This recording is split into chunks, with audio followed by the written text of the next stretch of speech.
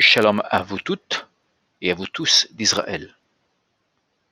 Je vous invite aujourd'hui à étudier le psaume 27. Le psaume 27 est le psaume que le peuple juif étudie, médite tout au long du mois de Elul, le mois de la Teshuvah, le mois du repentir, le mois du retour vers l'Éternel, jusqu'au mois de Tishrei, le 7e mois du calendrier hébraïque, qui est le mois de la Selicha, du pardon. Aujourd'hui, nous étudierons un des aspects de ce psaume. Nous étudierons plus particulièrement la notion de rapprochement entre David, qui est l'auteur de ce psaume, et l'Éternel.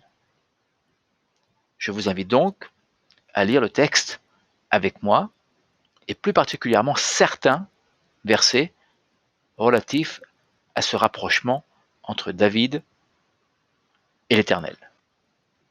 Le premier de ces versets, évoquant la confiance que porte David à l'égard de l'Éternel, est le premier.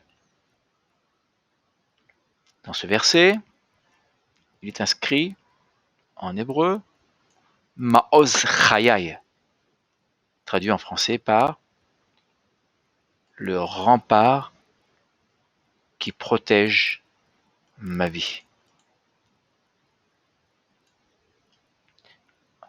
Rappelons que le terme rempart en hébreu, Ma'oz, a pour racine Oz, la puissance. David remet toute sa confiance en la puissance divine.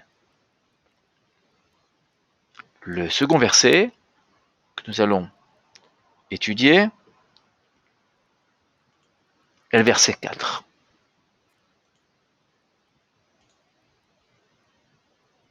Verset 4, David exprime une requête. Quelle est-elle? Nous allons lire en hébreu Shifti beveit Adonai, à savoir séjourner dans la maison de l'Éternel. Rappelons que cette requête relative au rapprochement de David envers l'Éternel est liée au repentir. Le repentir s'exprime avant tout par cette puissance intérieure, cette envie intérieure, cette recherche intérieure, cette quête intérieure de vouloir se rapprocher de l'Éternel.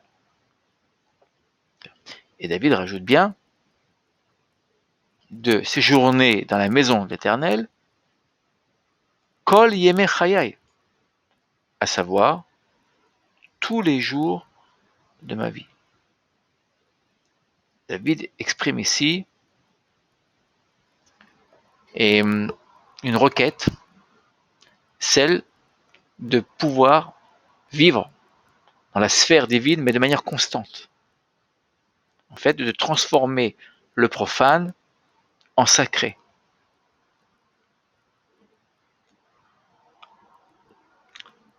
Et bien évidemment, ce verset se termine par Levaker be'echalo, et de fréquenter son sanctuaire.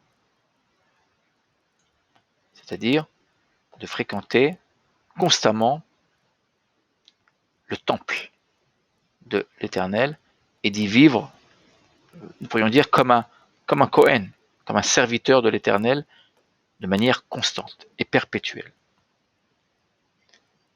Verset 5, ce sera donc notre troisième verset, relatif au rapprochement entre David et l'Éternel, où David exprime une fois encore ce besoin d'être caché, d'être protégé par l'Éternel. Yastireni beseter aholo. Il me cacherait dans la retraite de sa tente.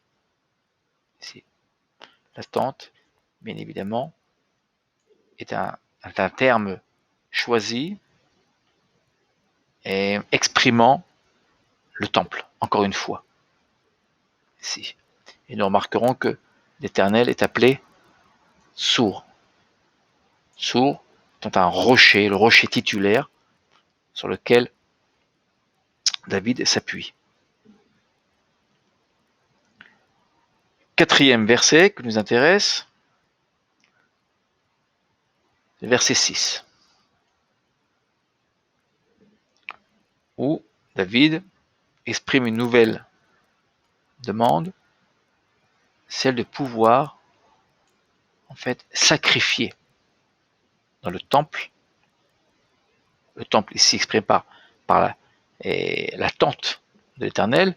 Donc la tente ici est à comprendre comme un synonyme du temple. Et encore une fois, il est donc ici question du service divin, de ce rapprochement entre, nous pourrions dire, le Kohen, le serviteur de l'Éternel, et l'Éternel lui-même. Verset 10, nous allons jusqu'au verset 10 cette fois-ci. Voilà. Où, de nouveau, David exprime cette demande d'être proche de l'Éternel, où il est dit Vadonai Yaasfeni. L'Éternel me recueillera.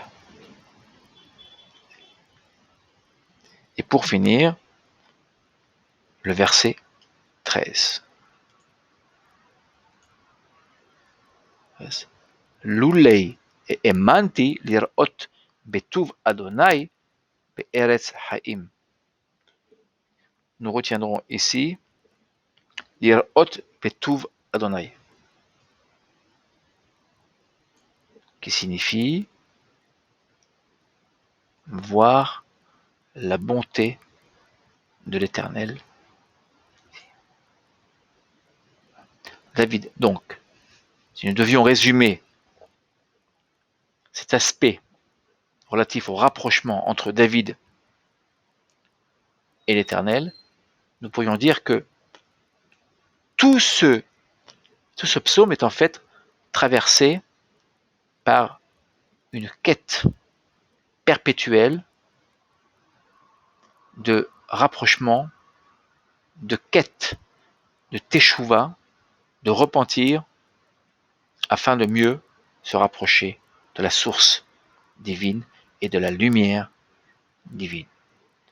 Merci à vous, Toda Rabba, au plaisir de vous retrouver.